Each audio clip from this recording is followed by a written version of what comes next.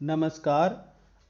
आपका अपने YouTube channel Hindi भाषा और साहित्य में मैं विशाल कुमार पुनः स्वागत करता हूं। हम सूरदास जी के ग्रंथ सूरसागर के पदों की व्याख्या कर रहे हैं और इस क्रम में हम 70 पदों की व्याख्या कर चुके हैं।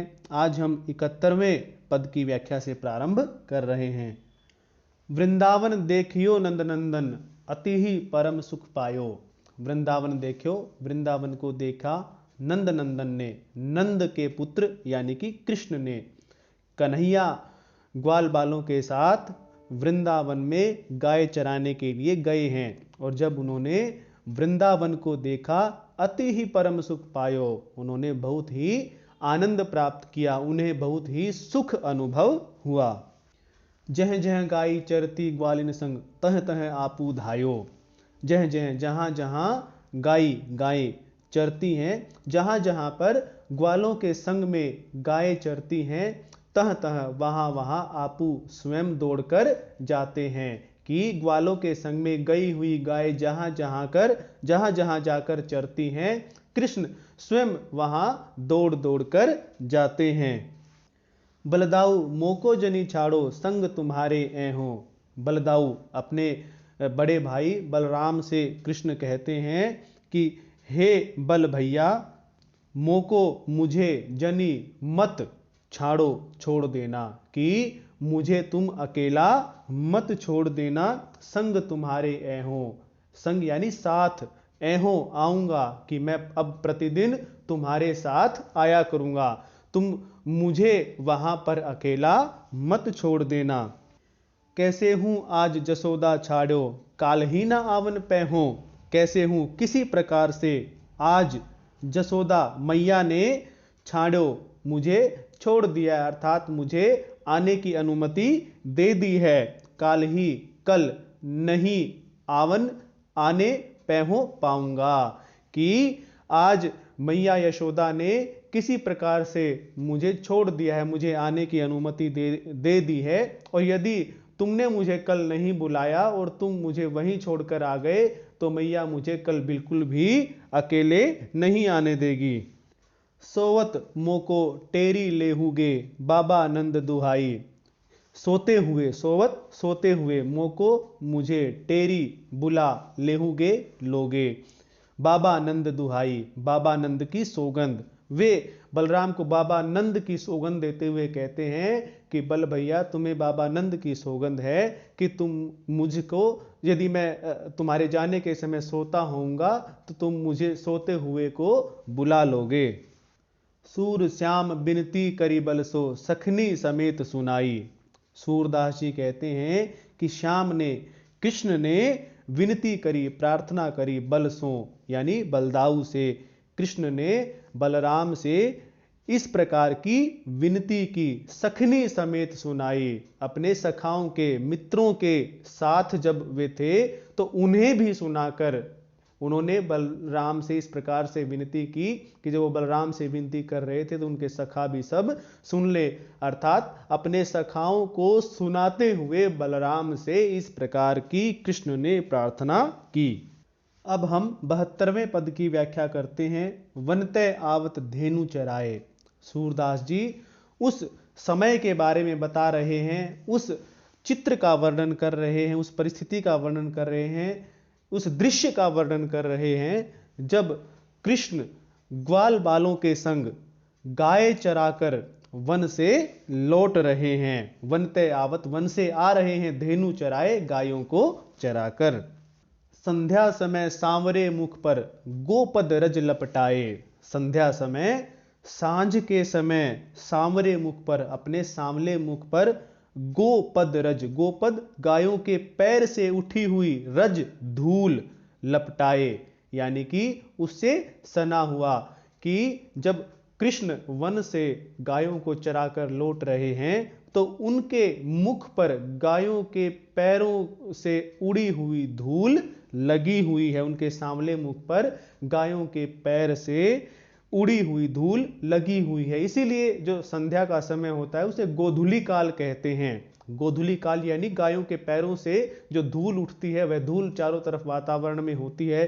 पहले इस तरह का वातावरण होता था, अधिक पशु इत्यादि, और जो जमीन इतनी कंक्रीट नहीं थी, तो कच्चे रास्तों पर जब पशु चलते हैं तो उनके पैरों से जो धूल उठती है, उसी कारण से उस समय को गोधूलि काल कहा जाता था। तो कृष्ण के मुख पर भी गायों के पैरों से उठी हुई धूल लगी हुई है, और वह जो सांवले मुख पर धूल लगी हुई है, सुनहरी धूल लगी हुई है, वह बहुत ही सुंदर दिखाई दे रही है। बरह मुकुट के निकट लस्ती लट, मनो मधुप रुचि पाए। कि बरह मुकुट, बरही कहते हैं मोर को, और तो बरह मुकुट की मोर मुकुट, क्योंकि कृष्ण मोर के पंख से जड़ा हुआ मुकुट अपने सिर पर धारण करते थे, तो बरह मुकुट मोर पंख वाला मुकुट, निकट उसके निकट, लस्ती सुशोभित हो रही है, लट बालों की लट, कृष्ण के बालों की लट उनके मोर मुकुट के निकट ही सुशोभित हो रही है। और जो वो उनके बालों की लट मोर मुकुट के निकट सुशोभित हो रही है, वो ऐसे लग रहा है मानो मधुप रुचि पाए। मधुप यानी भंवरे, रुचि पाए, उन्होंने अपनी रुचि के अनुसार पाए स्थान प्राप्त कर लिया है। कि मानो उन जो लटे हैं, जो बालों की लट उनके मोर मुकुट के निकट दिखाई दे रही हैं, उनके मुख पर आ गई हैं, उनको देखकर ऐसा लगता है कि मानो भंवरों ने अपनी रुचि का स्थान प्राप्त कर लिया है। हम ये कह सकते हैं कि यहाँ पर लटों को भंवरों के समान दिखाया गया, क्योंकि भंवरे का रंग भी काला होता है और लटें भी काली होती हैं, तो वे लटें इस प्रकार से लग रही हैं कि मानो भंवरों ने अपने लिए अपनी रुचि का स्थान पा लिया है। और रुचि का स्थान कैसे? क्योंकि भंवरे को फूल का रस चूसना प्रिय होता है, फूलों पर मंडराते हैं भंवरे, तो अब उनको उनकी रुचि का स्थान प्रभु का मुख कैसे है, यह अगली पंक्तियों में बताया गया है। बिलसत सुधा जलज आनन पर उड़त न जात उड़ाए। बिलसत मतलब सुशोभित हो रहा है, सुधा यानी कि अमृत, जलज यानी कि कमल, जल में उत्पन्न होने वाला कमल, आनन यानी मुख पर, उनका कृष्ण का जो मुख है वह कमल के समान लग रहा है। और क्योंकि वे वन से आए हैं, दौड़े हुए आ रहे हैं, सारा दिन परिश्रम किया है, तो उनके मुख पर पसीने की बूंदें हैं, कृष्ण के मुख पर पसीने की बूंदें हैं। वे विलसत सुधा यानी कि वे इस प्रकार से लग रही हैं जैसे कि अमृत की बूंदें हों, जिस प्रकार से कमल के फूल पर पुष्प रस की बूंदें या उसके मकरंद की बूंदें आ जाती हैं, वैसे ही कृष्ण के कमल रूपी मुख पर उनके पसीने की जो बूंदें हैं वे अमृत के समान लग रही हैं। और ये लग रहा है कि उनके बालों की लट रूपी भंवरे उन्हीं अमृत रूपी बूंदों का पान करने के लिए उनके मुख पर आ गए हों। हम ये कह सकते हैं कि कृष्ण के मुख पर आए हुए भंवरों रूपी लटें उनके कमल मुख पर पसीने रूपी मकरंद या सुधा की बूंदों का पान करने के लिए आए हैं, और वे उड़त न जात उड़ाए, वे उड़ाने से भी उड़ नहीं रहे हैं, क्योंकि उन्हें जिस प्रकार से भंवरे को यदि कमल के मकरंद का रस मिल जाए तो वह उड़ाने से भी जल्दी से नहीं उड़ेगा, तो ये बालों की लटें हैं, ये भी उड़ाने से नहीं उड़ रही हैं। विधि वाहन बच्छन की माला राजत उर पहराए। विधि यानी कि ब्रह्मा, वाहन, ब्रह्मा का वाहन क्या है? हंस, बच्छन कि उसके लिए भक्ष्य कि वह जो खाता है उसे क्या कहते हैं? बच्छन।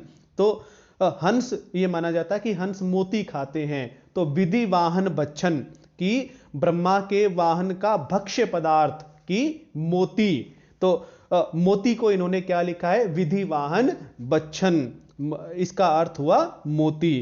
तो विधिवाहन बच्छन की माला, मोतियों की माला राजत विराज रही है, विराजमान है। उर यानी कि उनके वक्ष स्थल पर, उनके हृदय स्थल पर पहिराए, पहनी हुई, कि भगवान श्री कृष्ण के वक्ष स्थल पर, हृदय स्थल पर मोतियों की माला पहनी हुई सुशोभित हो रही है। एक बरन बपू नहीं बड़े छोटे, ग्वाल वन एक धाये, कि जितने भी ग्वाल बाल वन से गाय चराकर कृष्ण उनके साथ आ रहे हैं, तो सभी एक वर्ण, एक ही वर्ण के हैं, एक ही रंग के हैं। वपु एक ही तरह के शरीर वाले हैं, नहीं बड़े छोटे। एक ही तरह के शरीर वाले कैसे हैं कि कोई बड़े या छोटे नहीं है, सभी हम उम्र बच्चे हैं, सभी एक ही आयु के बच्चे वहां से गाय चराकर आ रहे हैं। वन धाये, और सभी दौड़ते हुए वन से लौट रहे हैं। सूरदास बलि लीला प्रभु की, जीवत जन जस गाये। सूरदास जी कहते हैं कि ये प्रभु की लीला जो उन्होंने बाल रूप में की है, तो इतनी श्रेष्ठ है कि इसका जस गा गा कर, इनका यश गा गा कर इनके भक्त लोग आनंदित होते रहते हैं, इनके भक्त लोग अपना जीवन व्यतीत करते हैं। अब हम 73वें पद की व्याख्या करते हैं। मैया बहुत बुरो बलदाऊ। कृष्ण मैया से बलदाऊ बलराम की शिकायत करते हुए कहते हैं कि मैया ये बलदाऊ तो बहुत ही बुरा है, बहुत ही दुष्ट है। कहन लगो वन बड़ो तमासो, सब मोड़ा मिली आऊ। कहने लगो, मुझसे कहने लगा कि वन बड़ो तमाशो, आज तो वन में बहुत बड़ा तमाशा होने वाला है, बहुत बड़ा खेल होने वाला है। सब मोड़ा मिली आऊ, सब मोड़ा यानी कि मित्र, मोड़ा यानी मित्र, की सभी मित्रों के साथ मिली आऊ, मिलकर तुम भी वन में वो तमाशा देखने के लिए आओ। मोहू को चुचकारी गयो ले, जहां सघन बन झाऊ। मोहू को यानी मुझे, चुचकारी बहला फुसलाकर, गयो ले गया, कि मुझे ये इस प्रकार की बातें कहकर बहला फुसलाकर वहां पर ले गया जहां सघन वन झाऊ, जहां पर वन बहुत ही घना था, बहुत सारी झाड़ियां थी, बहुत सारे वृक्ष थे, ऐसे सघन वन में ये मुझे ले गया। भागी चलो कही गयो उहां तय, काटी खाए रे हाऊ। भागी चलो, कि भाग चलो, कही गयो कहकर, वहां उहाते वहां से, कि और ये वहां से यह कहकर भाग खड़ा हुआ, यह वहां से यह कहकर भागने लगा। काटी खाए रे हाऊ, कि यहां पर इस वन में तो बहुत बड़ा हाऊ है और वह तुमको काट खाएगा। हो डरपो कांपो अरिरो, कोऊ नहीं धीर धराऊ। हो यानी मैं, कांपो कांपने लगा, डरपो डरने लगा, रोवो और रोने लगा। मैं वहां पर अकेला कांपने लगा, डरने लगा और डर के मारे रोने लगा। कोऊ नहीं धीर धराऊ, और मुझे वहां पर धैर्य बंधाने वाला, सांत्वना देने वाला कोई नहीं बचा, क्योंकि ये बलदाऊ और इसके मित्र तो भाग आए। थरसी गयो नहीं भागी सको, वे भागे जात अगाऊ। कि थरसी गयो, स्तंभित हो गया, जड़ सा हो गया, डर के मारे मैं वहां जड़ सा हो गया, और उस कारण से मैं वहां से भाग भी नहीं सका। लेकिन ये लोग तो रुके नहीं, ये तो अगाऊ यानी आगे ही आगे भागते जा रहे थे। मोसो कहत मोल को लीनो, आपू कहावत साऊ। की और मुझे ये सब बातें भी कहकर चिढ़ाता रहता है कि तुझे तो हमने मोल लिया हुआ है, तुझे हमने मोल लिया है। आपू कहावत, और स्वयं को साऊ यानी मालिक बताता है, स्वयं को मालिक बताता है और मुझे मोल लिया हुआ दास बताता है। सूरदास बल बड़ो चबाई, ऐसे मिले सखाऊ। सूरदास जी कहते हैं कि कृष्ण मैया से इस प्रकार की शिकायत करते हैं कि मैया ये बलदाऊ तो बड़ा ही दुष्ट है, चबाई मतलब दुष्ट है, और इसको ऐसे ही दुष्ट मित्र भी मिले हैं। अब हम 74वें पद की व्याख्या करते हैं। ब्रह्मा बालक बच्छ हरे, ये उस स्थिति की बात है, उस घटना की बात है जब ब्रह्मा कृष्ण की परीक्षा लेने के लिए गोकुल में उन्होंने एक प्रकार का कार्य किया था, उनकी परीक्षा ली थी कि देखता हूं ये वास्तविक ब्रह्म हैं अथवा झूठे ब्रह्म हैं। तो उन्होंने, ब्रह्मा ने क्या किया, ब्रह्मा बालक बच्छ हरे, बच्छ यानी बछड़े की, गाय बछड़े इत्यादि, ब्रह्मा ने सभी ग्वाल बालों को, जो भी कृष्ण के साथ ग्वाल बाल वन में गाय चराने जाते थे, उन सभी ग्वाल बालों को, उन गायों को और उन बच्छ यानी उन बछड़ों को सभी को हर लिया, उन सभी का अपहरण कर लिया, वहां से उन्हें अदृश्य करके और कहीं उनको ले गए। आदि अंत प्रभु अंतर्जामी मनसा तेजु करे। आदि अंत किसी कार्य का प्रारंभ और अंत अंतर्जामी की दूसरों के मन की बात जानने वाले, आदि और अंत को जानने वाले, दूसरों की मन की बात को जानने वाले उन भगवान श्री कृष्ण ने मनसा, केवल मन के संकल्प से ही तेजु करे, वैसे के वैसे अन्य ग्वाल बाल गाय बछड़े इत्यादि उत्पन्न कर दिए। केवल मन के संकल्प से ही जैसे ग्वाल बाल गाय बछड़े इत्यादि ब्रह्मा ने हरण किए थे, अपहरण किया था, ज्यों के त्यों ग्वाल बाल गाय बछड़े इत्यादि भगवान कृष्ण ने अपने मन के संकल्प से ही केवल उत्पन्न कर दिए।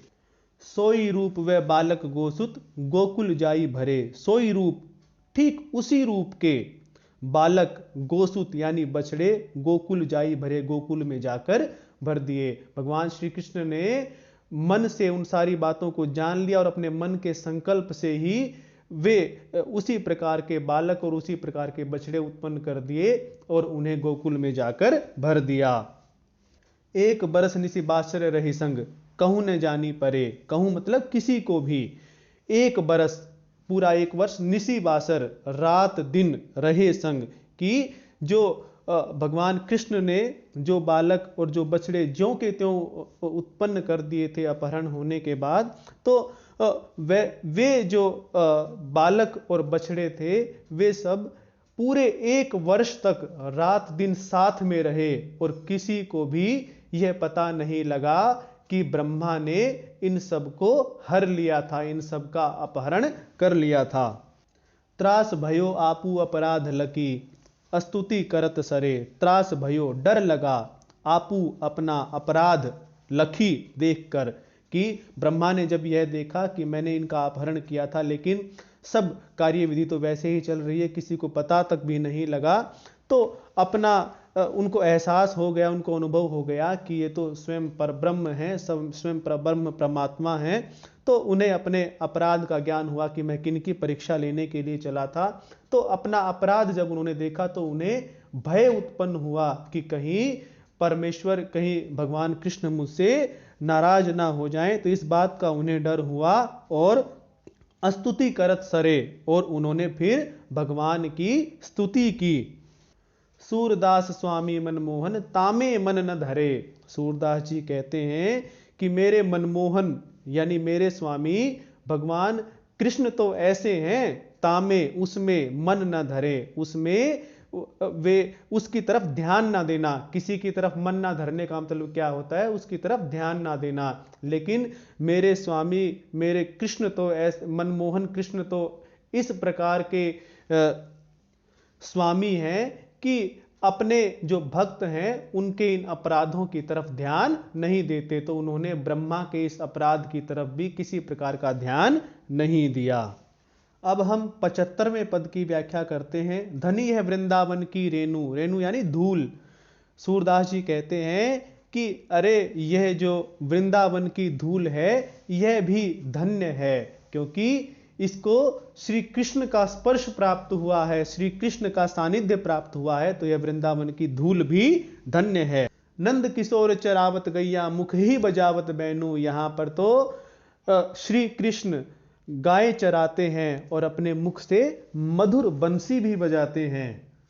मनमोहन को ध्यान धरे जी अति सुख पावत चैनु। मनमोहन को कृष्ण का ध्यान करने से, ध्यान धरे कृष्ण का ध्यान करने से, जी मन अति पावत चैनु, की उसको बहुत ही शांति प्राप्त होती है, बहुत ही चैन मिलता है। जब मन श्री कृष्ण का ध्यान करता है, वृंदावन की स्थली में बैठकर जब मन श्री कृष्ण का ध्यान करता है तो उस मन को बहुत अधिक संतुष्टि, बहुत अधिक आनंद, बहुत अधिक चैन प्राप्त होता है। चलत कहाँ मन और पूरी तन, जहां कछु लैन न देनू। चलत कहाँ कि कहां जा रहा है, कहां चल रहा है। मन, हे मन, और पूरी तन, किसी दूसरे, पूरी यानी स्थान, तन मतलब की ओर, कि अरे मन तू किसी दूसरे स्थान की ओर क्यों जा रहा है। जहां कछु लेना न देनू, जहां मुझे कुछ भी लेना देना नहीं है, मुझे किसी और दूसरे स्थान से कोई प्रयोजन नहीं है, और तू दूसरे स्थान की ओर क्यों जा रहा है। क्योंकि मुझे तो वृंदावन ही सबसे अधिक प्रिय स्थान है, जहां श्री कृष्ण ने इतनी लीलाएं की हैं। तू किसी दूसरे स्थान की ओर क्यों जा रहा है, मुझे किसी दूसरे स्थान से कुछ भी लेना देना नहीं है, कुछ भी प्रयोजन नहीं है। इहां रहू जहां झूठनी पावहू, ब्रजवासिनी के एनु। इहां रहू, इहां यानी कि यहां, रहू रहो, जहां झूठनी पाहू, जहां जूठन पाओगे, कि तुम तो ब्रज में ही रहो, जहां ब्रज के वासियों की जूठन पाओगे। ब्रजवासिनी के एनु, ब्रजवासियों के माध्यम से तुम श्री कृष्ण की ही जूठन पाओगे। तुम यहीं रहो, क्योंकि ब्रजवासियों के माध्यम से भी तुम कृष्ण की जूठन ही पाओगे, और उसी जूठन को तुम ग्रहण करके अपना जीवन बिताओ, क्योंकि वही परम सुख को देने वाला जीवन होगा, वही परम आनंद को देने वाला जीवन होगा, कि तुम यहीं रहो और यहीं पर ब्रजवासियों के माध्यम से तुम श्री कृष्ण की जूठन ही प्राप्त करोगे। जो ब्रजवासियों की जूठन होगी, तुम उसे कृष्ण की जूठन ही समझो। तुम उसे ऐसा मत समझो कि ये कृष्ण की जूठन नहीं है, अपितु ब्रजवासियों की जूठन ही कृष्ण की जूठन है। सूरदास यहाँ की सरवरी नहीं, कल्प वृक्ष सुरधेनु। सूरदास जी कहते हैं यहाँ की सरवरी नहीं, सरवरी मतलब समानता, कि ये जो ब्रज भूमि है इसकी कहीं भी समानता नहीं है, कोई समानता नहीं कर सकता, इसकी बराबरी कोई नहीं कर सकता, चाहे वह कल्प वृक्ष। ये कल्प वृक्ष देवलोक में ऐसा माना जाता है कि देवलोक में होता है, और यह माना जाता है कि इस कल्प वृक्ष के नीचे जो भी कोई इच्छा करता है वह इच्छा पूरी हो जाती है। सुर धेनु, सुर यानी कि देवताओं की, धेनु यानी कि गाय, कामधेनु गाय को यहां पर सुरधेनु कहा गया। यह माना जाता है कि उस गाय के पास जो जाकर जो भी इच्छा की जाती है वह इच्छा भी पूरी हो जाती है। तो सूरदास जी कहते हैं भले ही वह कल्प वृक्ष हो या कामधेनु गाय हो, जो कि सभी इच्छाओं की पूर्ति करते हैं, लेकिन वे भी इस ब्रज भूमि की समानता, इस ब्रज भूमि की बराबरी नहीं कर सकते, क्योंकि वे तो सांसारिक भोग ही प्रदान करते हैं। लेकिन जो ये ब्रज भूमि है ये तो पारलौकिक आनंद प्रदान करने वाली भूमि है। तो आज हमने 75 तक पदों की व्याख्या की है। धन्यवाद।